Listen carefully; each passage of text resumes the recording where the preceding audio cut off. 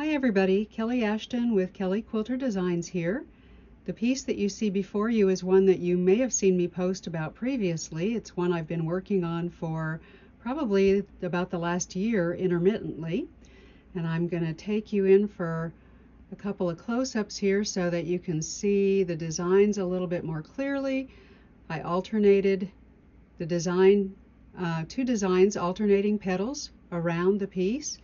This block is called Cosmos. It's from my book Spinners, Spirals, and Stars, Hexagons with Movement and Without Y-Seams. But the part that I really want to focus on today is to show you how I bury my knots at the beginning and at the end of my stitches. So I'm going to take you to my overhead camera. Here I have a piece of scrap muslin, and in between the two pieces, the front and the back, I have a piece of scrap wool batting. And I love using wool batting because it's naturally lofty and airy, and it's lightweight, and it is a dream to sleep under if you put this in a quilt for your bed. So I'm going to use that for a little stitching sample. The needles that I've used in that entire project are John James Chenille size 24. And I love John James needles. They're a great quality needle. They're sturdy. The John James needle is distributed by Colonial needle here in the United States.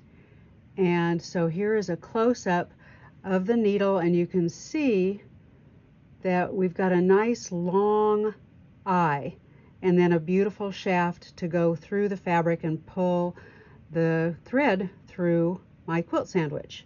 So I've been using that. I've also been using Presencia Perlé Cotton. It's a beautiful pearl cotton. This is a size 8 pearl cotton, also distributed by Colonial Needle in the US. And I love their Presencia threads.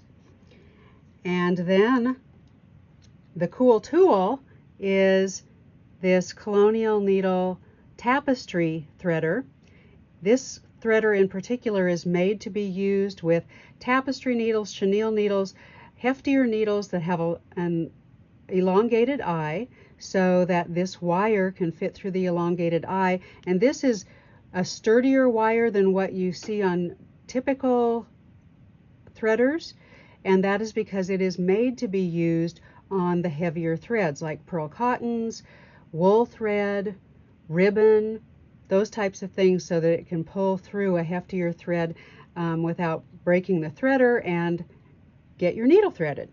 So here I've got one of my needles. I'm going to go ahead and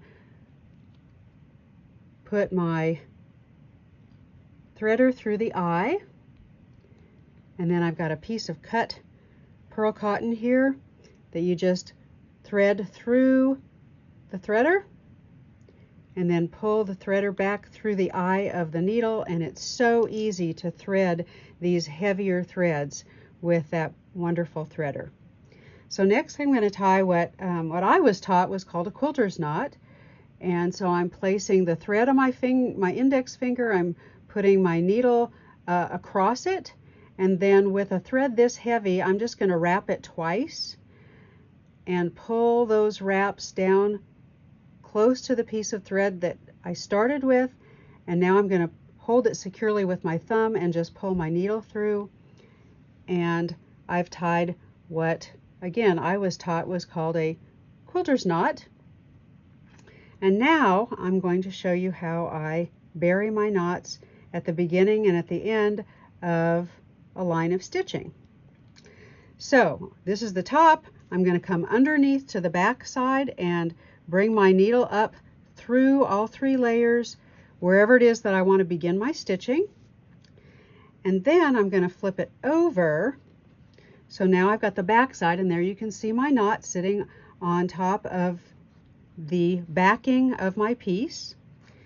And I hold my thread firmly, and I'm going to do that with my right hand because I am right-handed. It makes it a little easier for me. And then I'm going to pull my fabric up while I'm pulling my thread down, and I do it slowly and gently. I don't tug, I just put a gentle pressure on my thread and keep pulling the thread and the fabric until that knot pops through. And it takes just a moment while I finagle it. There we go. And now I've got my knot pulled through inside my quilt sandwich, but when I bring it back over to the top, there's my thread ready to stitch. So I'm just going to take a couple of stitches here and then show you how I tie off on the back. So we'll just do this, couple stitches, pull them taut, there they are. And now once again I'm going to go to the back side of my piece and I'm going to tie a knot here. So I'm holding my thread that's coming out of my quilt sandwich, and I'm going to bring my needle around underneath and then through the loop, and then I'm going to slowly pull this into a knot because I don't want the knot to be close to my quilt sandwich. I want to give myself a little bit of room, and I usually do a good 1/4 inch or sometimes a little bit more, and then pull my knot tight. So there's my knot, and now I'm going to take another stitch fairly close to where my thread is coming up, and I could do it closer than that. I could do it a little further away. Sometimes I just like to make it look like another stitch. So I'm going to pull my thread again all the way through to the other side, through the top, but from the back again. Now I'm going to pull up on my fabric and down on my thread until I pop that knot through, and there it went. So now you can see I don't have any knots showing on the wrong side of my piece. And then when I come back to the front side, I just pull my thread taut, snip it right at the fabric, and then it disappears down inside my quilt sandwich. And so my stitches, no knots are showing on either side. So again, the John James needles,